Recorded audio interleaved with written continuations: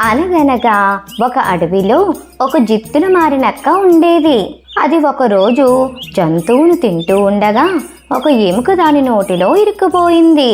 ఎంత కష్టపడినా ఆ ఎముక బయటికి రాకపోవడంతో బాగా ఆలోచించి కొంగ వద్దకు వెళ్ళింది.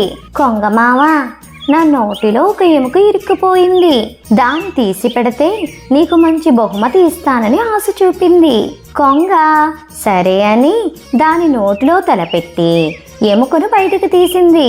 ఎముక బయటకొచ్చిన తరువాత అక్కడ నుండి వెళ్ళిపోయింది. కొంగ ఎదురెళ్ళి, అదేంటి మావా, ఎముక తీస్తే బహుమతి ఇస్తానని చెప్పావుగా అని ప్రశ్నించింది.